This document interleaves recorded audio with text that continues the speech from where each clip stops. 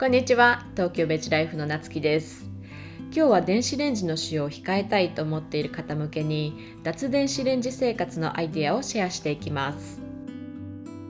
電子レンジはお料理を作ったり温めたり短時間で簡単にできるのでよく使う方も多いと思います。一方でいろいろな理由から電子レンジの使用を控えたいと思っている方や電子レンジを持っていない方でこれから買おうかどうか迷っている方もたくさんいらっしゃると思いますので、今回は脱電子レンジ生活のアイデアをシェアしていきます。まず電子レンジが一番よく使われるのはお料理の温め直しではないでしょうか。ふっくらさせたいものはラップをかけて、カラッとさせたいものはそのままチンすれば数分でお料理が温まるのでとても便利です。そういった場面で電子レンジを使わずに済ますのはとても簡単。スープや煮物であれば小さなお鍋に入れて温め直せばいいですし、焼き物や揚げ物であればこういった耐熱性の高いお皿に乗せてオーブントースターや魚焼きグリルで温め直しましょう。また炒め物はフライパンに入れて蓋をして弱火で蒸し焼きにすれば温め直しができます。温め直すのにお鍋を使って洗い物を増やしたくないという場合は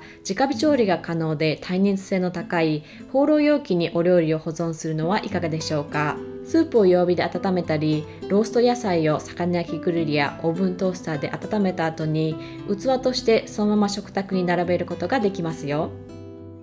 電子レンジはお料理を温めるだけではなくお料理を作るのに使う方も多いのではないでしょうか。焼くという調理は電子レンジはあまり得意ではありませんが、油とあえてチンして炒め物風にしたりパスタを半分に折って茹でたり材料を容器の中に全て入れて作る肉じゃがのような煮物も簡単にできます。そういった場面で電子レンジを使わずに済ますためにはお料理の温め直しと同じで通常通りお鍋やフライパンを使って作るだけ、つまり従来通りのやり方が手間と感じるかどうかだと思います。ただし調理の中で唯一時短便利なだけではなく電子レンジが得意なものとして蒸し料理があります。そんな蒸し料理は電子レンジがない場合蒸し器がないとできないと思われがちです。せいろなどの蒸し器は素材がふっくらと蒸し上がるのでおすすめですが、蒸し皿をフライパンやお鍋に取り付けるだけでも蒸し器になります。また蒸し皿なしでもフライパンなどにお水を張って食材を入れた耐熱性の高い容器を入れて蒸すこともできます。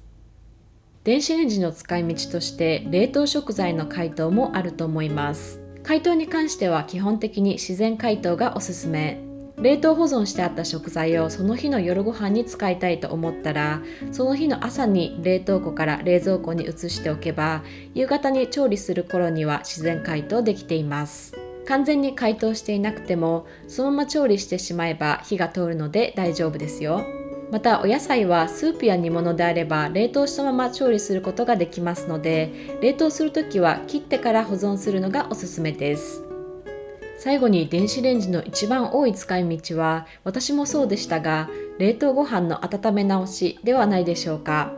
週に1回などたくさんご飯を炊いて小分けにして冷凍しておくと食べたい時にチンして食べられるので便利ですよね。電子レンジを使わずに冷凍ご飯を温められないかと思い蒸し器を使って試してみたのですが、いくら時間をかけてもなかなか中の方まで温まらずにうまく解凍することができませんでした。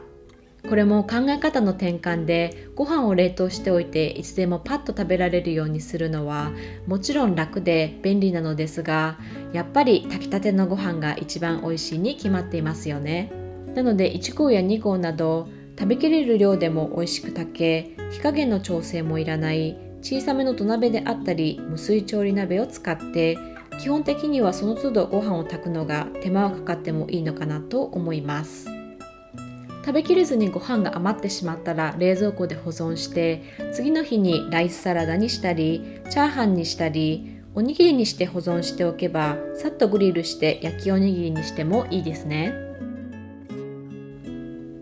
ということで今日は電子レンジの使用を控えたいと思っている方向けに脱電子レンジ生活のアイデアをシェアしました。電子レンジを使うことに慣れてしまうと簡単時短で便利なので何でも電子レンジで済ませようとしがちになってしまいますが、一歩下がってあえて手間や時間をかけて作ってみると美味しいのはもちろんヘルシーで心も満たされる食事になると思います。それでは See you next time!